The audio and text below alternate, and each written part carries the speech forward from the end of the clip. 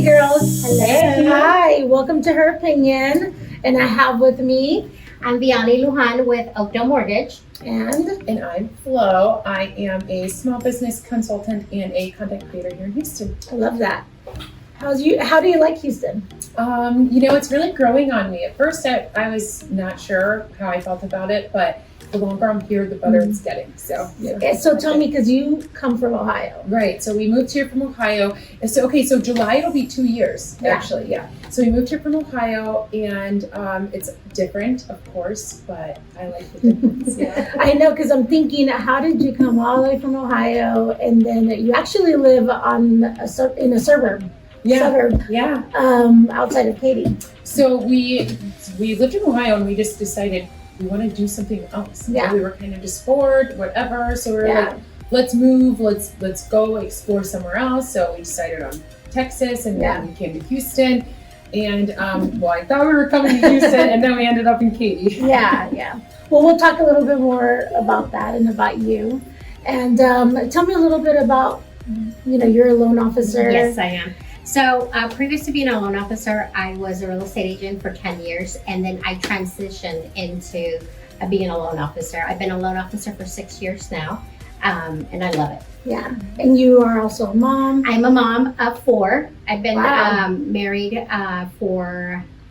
been together almost 11 years. We've been married 5 years, and we have 4 children together. I had 2. We're a blended family. He had 2, so we're a blended family with 4 children. And that's great. But one of the things that you have to really balance, family, your career, and being a loan officer, it's like the same thing like a real estate agent, where you have to kind of work on the client schedule. Exactly. So even though I'm not out there like you guys being out there showing homes, or I'm still working those same amount of hours, because a lot of my clients are not available until after hours. And then a lot of times they're looking at homes, right? Yeah. And then they have questions about it. So I have to be available after hours on the weekends. So it's basically, in a sense, the same schedule that you as a realtor has, but I'm not out there. Yeah. So. And I'm also a broker. So not only do I have to, take care of my clients, because I like to still go out and show properties, but I also have agents that work with me. So that's even more of the time that we consume. Huge responsibility. Yeah, definitely. But it is fun. I have to say, it is fun, except in the summer. So that's why I'm just like, how did you come from Ohio? We didn't know what we were getting into. I guess we just didn't know. Yeah, tell me about that, because your agent. So my husband had found this real estate agent down here in Houston. Somebody from his job back home had recommended this agent. And so he was like, this is who we're going to use. And he was so set on it. And I was just like, okay. So, she's kind of telling us, what do you want? What do you need in a house? What do you want in a community? All those sort of things. And we're telling her, we want to be close to the city. We want low commute times. We want to be able to, I said to her, I want to be able to leave my house and walk and go get coffee. Yeah. Right. Okay. So, I don't know what happened, but somehow we ended up in middle of nowhere, Katy. Yeah. And so that's all right. I don't want anywhere to get coffee except for to my kitchen. Yeah. And it's kind of tough because you really don't know, and you are depending on your realtor to tell you exactly where I should be at if you want all of the things that you just described. Exactly. Yeah. So I really kind of entrusted her that she would put us in a neighborhood that was kind of people our age, close walking distance to restaurants or things like that. I'm still kind of learning the areas, but maybe something like Montrose area or Midtown or something like that. Don't get me wrong, I love Katy. It's just don't talk about it. No, I'm kidding. Everybody living in Katy. Yeah, literally. No, I love Katy. It's so great. And if I were at the point of my life where it's I'm raising a family and things like that, I would want to live there, right? But I'm not there yet. Yeah. I'm trying to. I have things I want to do. In cities, I guess. Before. Exactly. And I know that your lease is coming. Yeah. So it actually we signed a 1-year lease because that was our hopes were sign a year lease, kind of explore different areas and then figure out where we want to go. But we've kind of not been able to really explore. I think it's just because we're so far out. So we're kind of just like on a month-to-month term now. Like our guy that we're renting from is so nice. He's like, if you find something, great, go get it. But if not, you have a home still. Yeah. So it's really nice in that aspect. So that's one of the things that is really important for you to know, am I going to rent or am I just going to go ahead and we're going to be here permanent and buy a house? Exactly. But there's just so much. So the market's kind of confusing because I don't know, it's just very confusing right now. So I'm glad I have you guys here so I can pick your brains on all these questions. Yes. Because for one reason we were waiting initially was interest rates. We were waiting for those to go down because in Texas there's things that's different in Ohio when you're buying properties such as like mud tax and just different things like that you have to worry about. So interest rates, you think hard about those when you consider all the other factors that go into it. So And location. Because the prices are gonna vary from location with the taxes. Exactly. And if you're in a new subdivision, most likely you are gonna do the mud tax. But I think the interest rates is all something that you would know, but they vary. Yes, absolutely. So interest rates, there's a lot of factors when you get an interest rate, right? Is it going to be what loan type? There's an FHA, there's a conventional, there's a VA, there's a USDA loan, okay? So that factors into the interest rate. Then your credit score, obviously the better terms you're going to get. Yeah. That's for anybody, right? And then how much are you borrowing, Type of home. Are you buying a single family home or a condo because you want to be in Midtown in the Montrose area? So that's gonna affect your interest rate. So it's not a one size fits all, right? No. Not, your interest rate is going to be different from her interest rate from my interest rate because she's going to be buying a single family home. You might be buying a condo, and I may be buying a duplex. It's just different. So all of those questions pertain to the individual, right? And that's how we are able to determine what interest rate are you going to take. Are the interest rates higher?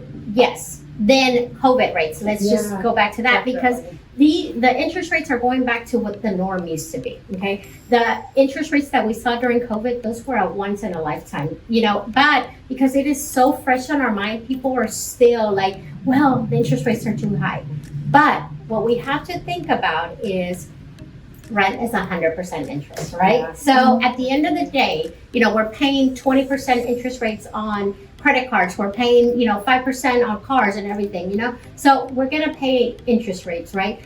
But it depends what fits your situation. So what you have to do is determine if it's better for you to rent for another year, another 6 months, or is it more beneficial to you even if you're only going to be here in Houston and Texas for another 2 years because homes appreciate? Are you going to be able to sell that home 2 years down the line and get your money out of it? So once you determine that, what is your maybe short, long-term plan, then you can determine if renting is better than buying, right? So it's not always like a quick solution, just buy, and a lot of people also get hung up on that. They see, oh, so-and-so just bought a house and I need to buy a house. Sometimes that's not what you need to do. You have to determine for you and your family, and I'm assuming you and your husband, right? You don't have kids. What is in your short-term and long-term plan, right? And that way determine, do we rent another year and look for that? Or do we buy and get pre-approved and then start looking for a home,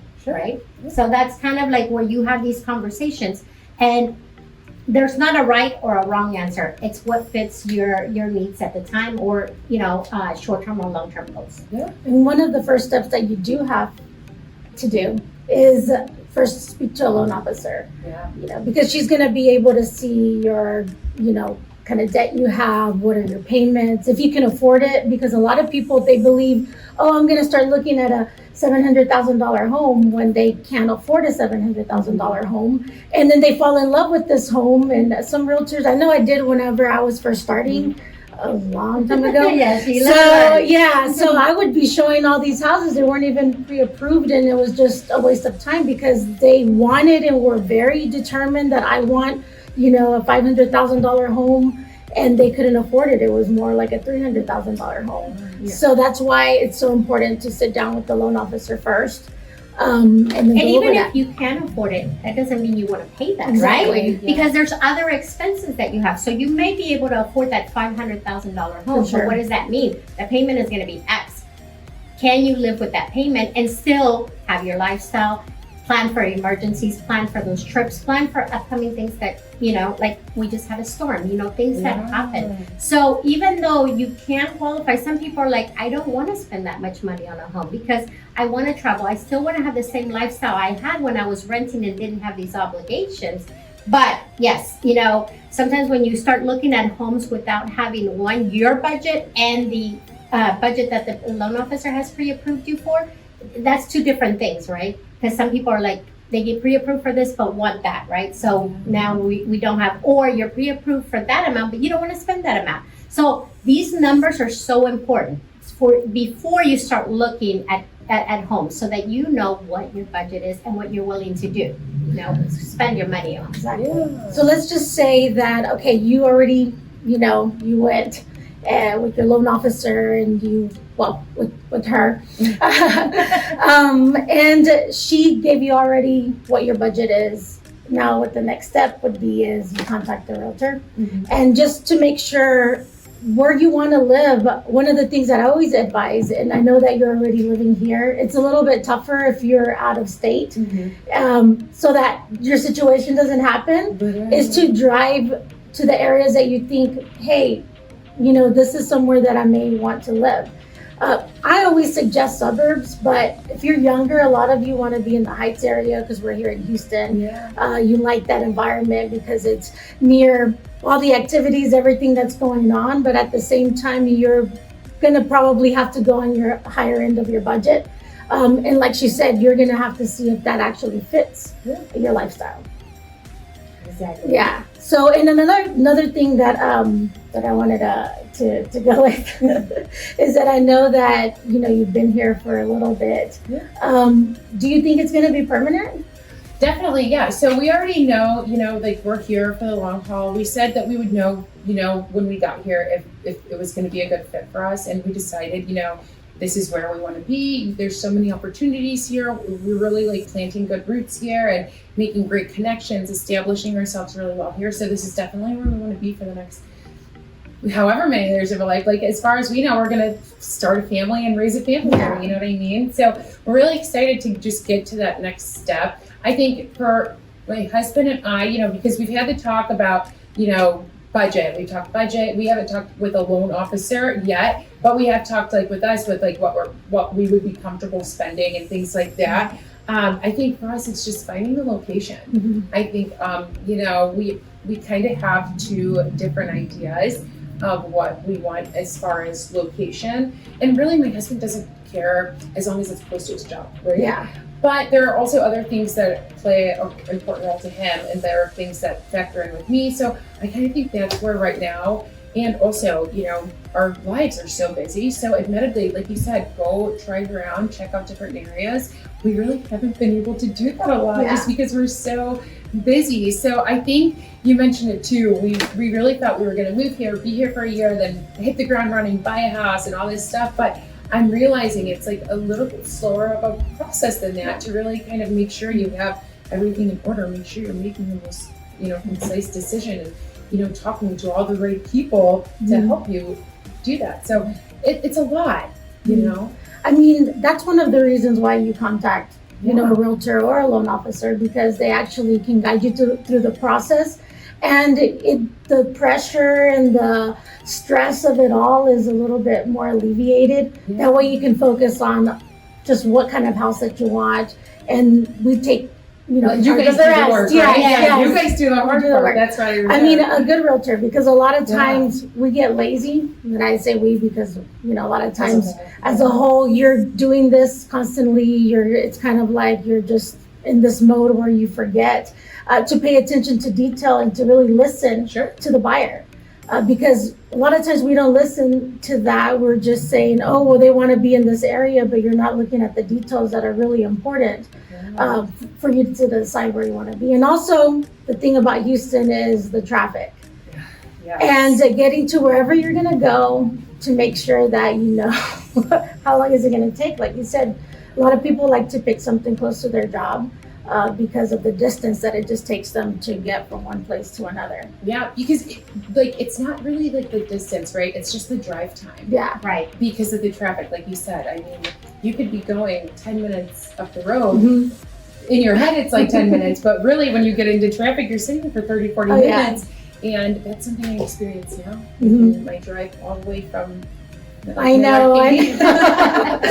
So I'm like, that's the biggest thing right now to me that I'm like, I want to stop making this drive. Yeah. Even if we were in like Memorial area, that's 30 minutes closer for us. You know what I mean? Yeah. So I think, but really finding the area is the biggest thing for me. I'm really big on safety.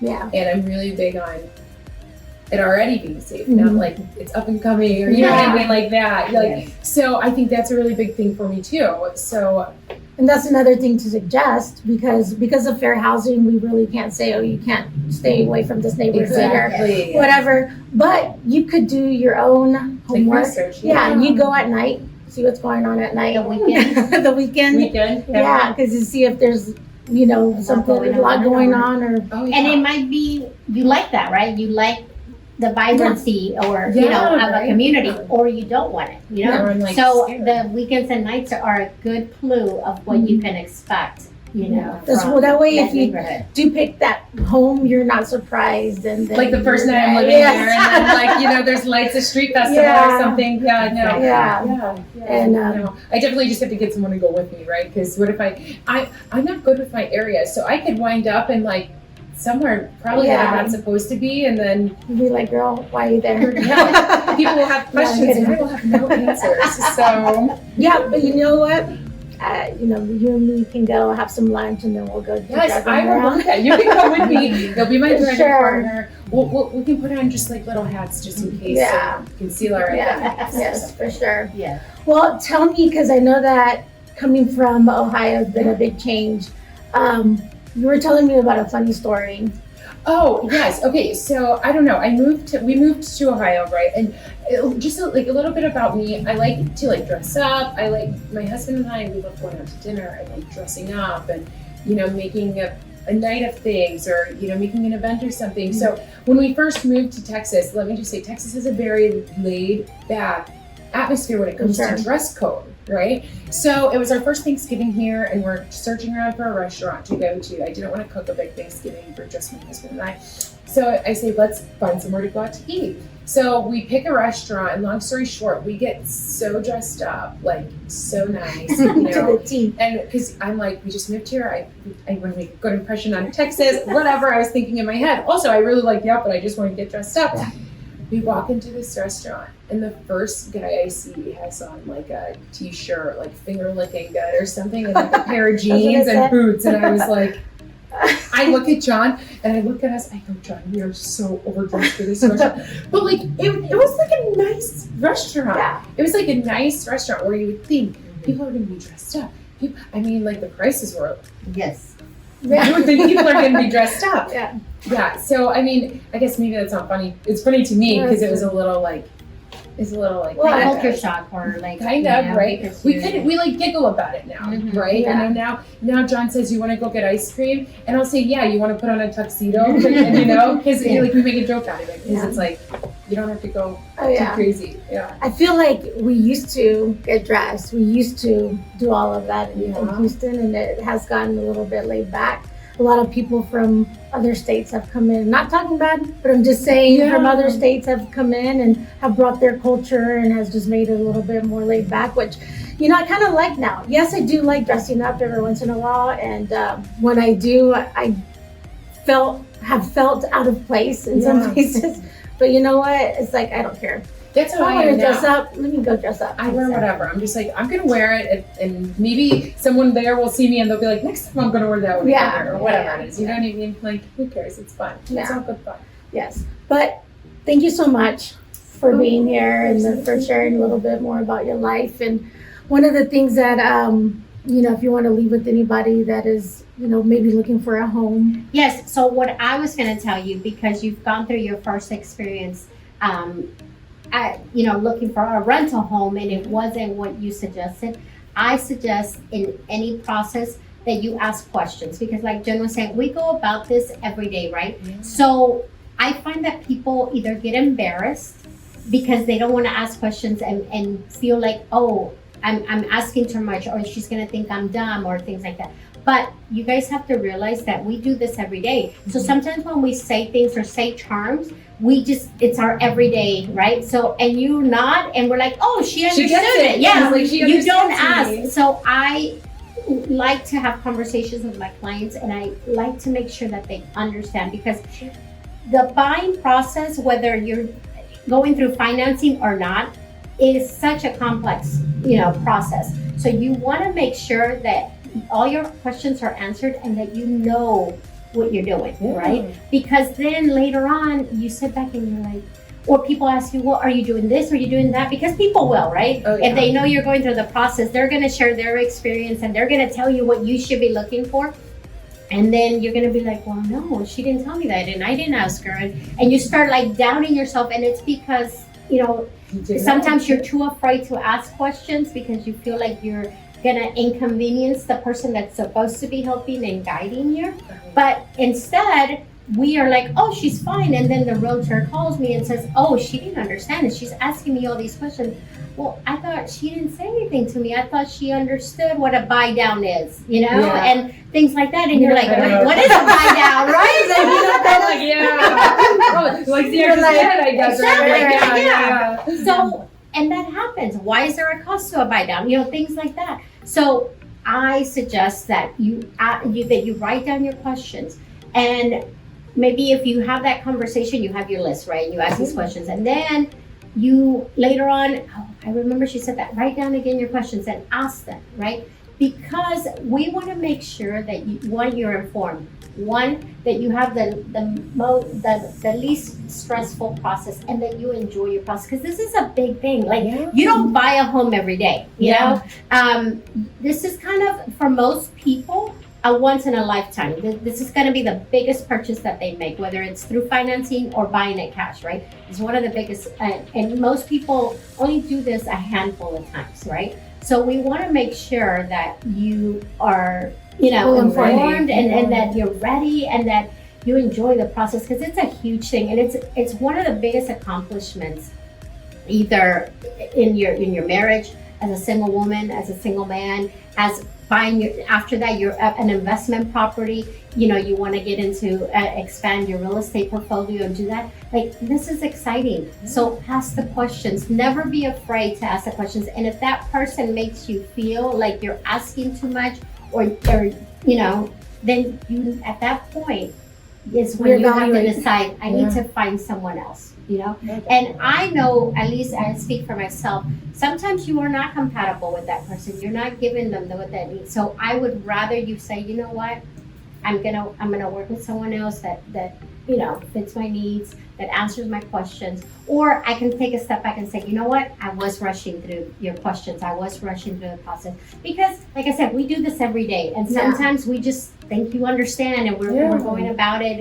And, so it's good for everybody. It's good for you because your questions get answered, and you're able to have a better understanding and knowledge of the process. And for us to take a step back and say, you know what, all my buyers are different. We have some experienced buyers, and then we have the first-time buyer and we need to be able to match that energy, right? Yeah. And be able to provide a service that the client is going to be completely satisfied, Exactly. And just know that if you're going to start this buying process, you're going to have to work together. Okay. Because I know, as a loan officer, she's going to be asking you for everything. Your blood type. No, I'm kidding. It pretty much feels that way, and it's going to feel very intrusive, right? Yeah. But a lot of these things happen because, the housing market crashed in, 2016, and many people were out of a home. Why? Because people were getting approved for loans that they couldn't afford, right? Losing their homes a year, 2 years later, right? Yeah. That's not where we want to be at. So now I tell my clients, if you are not approved right now, that's a good thing. Because if I would have put you in a home possibly 2 to 3 years down the line, you might be losing your home. So it's actually a good thing. Let's work on these things that you need to work on so you can get pre-approved. And if you are initially, then you know that we've gone through the whole entire process and have vetted you financially so that you can buy that home and feel comfortable making that monthly payment on it and not feel like, oh my God. There's things that happen. Unfortunately, we have losses, job losses, personal losses, hurricanes, things like that happen to us that we can't, Mother Nature, right, that we can't. But at least you know that initially we have gone through the process and financially you can afford to make this mortgage payment. And one of the things that if you are getting ready to buy, I always tell all my clients, don't go buy a car.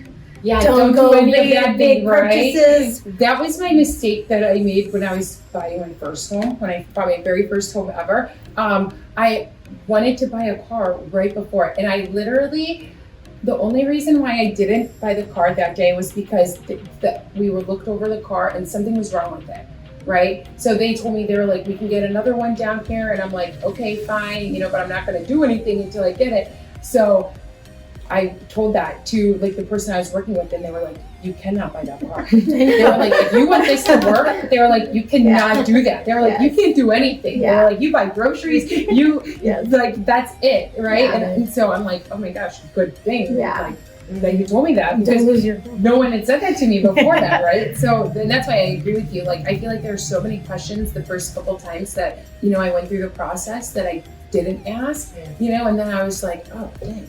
I should have asked this, or I should have done this, or I could have done this different. Every time you do it, right, you gain a little bit more knowledge as a home buyer of what your role is and what you can do, and what makes it easier or helpful or anything. But it's intimidating when you move to a whole new state and then you don't know anything again. So I'm so glad that I have you guys here to help me. Yes. Oh my goodness. Well, we are here to help you. Yes, for sure. So the buying process is difficult, but just know that if you Not contact impossible. one of us, Yeah. one of us. But thank y'all so much for coming. Of course. Thank you for inviting us. I know it was short or maybe long, but at least we got what we wanted to, tell all of everybody that's listening. Yes. So Absolutely. thank you so much. Oh my gosh, thanks for having me.